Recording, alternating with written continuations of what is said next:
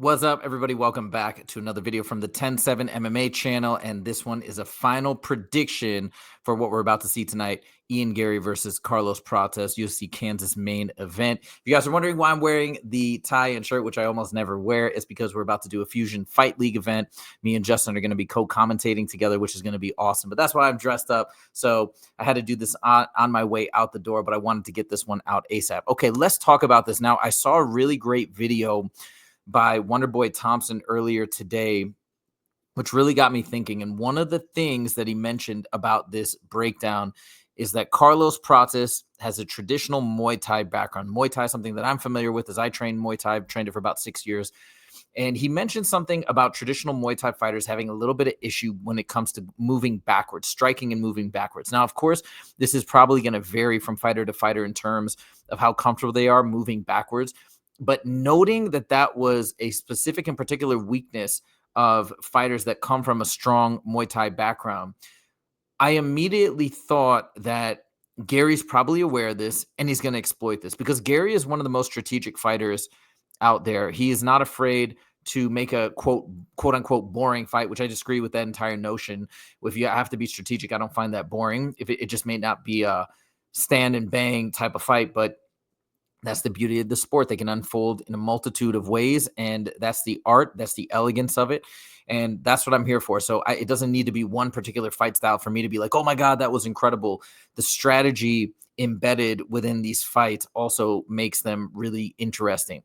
I think Ian Garry, I said this from the get-go, man, Carlos Prates, his form, his striking, the way he throws his left like a baseball, it's that perfect whip rhythm. If you do train or if you are familiar with Muay Thai in particular, it's like his entire body is in sync and in rhythm when he throws his strikes. And I think it's that whip. And plus it's that he's so relaxed and loose when he throws his strikes. I think that's why he generates so much power with his strikes. I've heard this countless times of that. That's what differentiates fighters with a tremendous amount of knockout ability and those that don't. It's not just pure strength. It's how you're able to leverage your body and use your own momentum. So I feel like he maximizes his momentum and he's fluid and he's calm and he's relaxed. All of these components taken together is what makes Carlos Prates so dangerous. That being said, while from what I've listened to, I feel like most people are picking Prates to knock Ian Garry out, but I actually don't think it's going to go that way. I've seen Ian Garry stand with incredible strikers.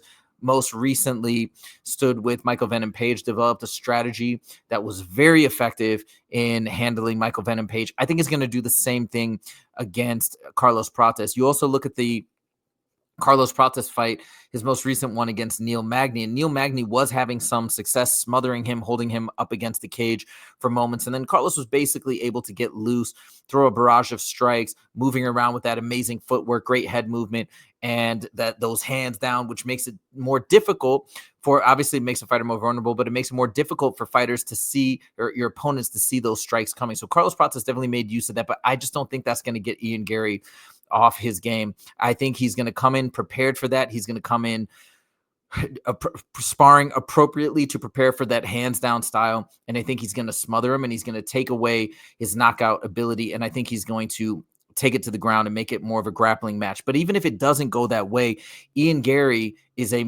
to me, a much more refined striker than Neil Magny. So and Li Jingliang as well. I don't think it's going to go in Carlos Prates' favor immediately if it goes to striking. I think it's going to be a well-balanced fight in that arena as well.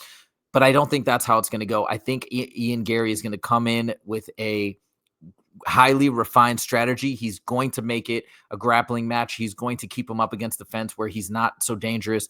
And I think Ian Garry is going to get the win. How? I don't know. Whether he's going to grind out a decision or he's going to go for a submission. I don't know. I don't really make those types of specific detailed predictions, but I think Ian Garry is going to get it done. Let me know what you guys think in the comments. Either way, I'm so excited for this fight. Unfortunately, because I'll be commentating for Fusion Fight League, I won't be able to see it live, but I will definitely come back immediately to my room at the end of the night and watch these fights. I'll even give a reaction if I have the energy after this whole ordeal. But here we go. That's my final thoughts. Ian Garry's going to get the victory. Do you agree? Do you disagree? Let me know in the comments. And are you also excited for this fight? Also, if Ian Garry does pull this off, what do you see for him next? Granted, he's beating number 13, but now this is 2 short notice fights he's taken for his last fights. Both times, I think he's really saved the UFC. I don't know exactly how it's going to work, but man, I really hope they reward him if he does get the job done and get him a great matchup. I know he's vying for that title shot. Maybe that could be the next move. The problem is this welterweight division is so cluttered at the top, so I don't know what they're going to do with that. But he should get his due. Hopefully, he'll get some good bonus money, other things like that, that will help to make him feel like he's being valued by the company. But whatever it is, we shall see. Thank you guys so much for joining, and we will see you in the next video. Take it easy.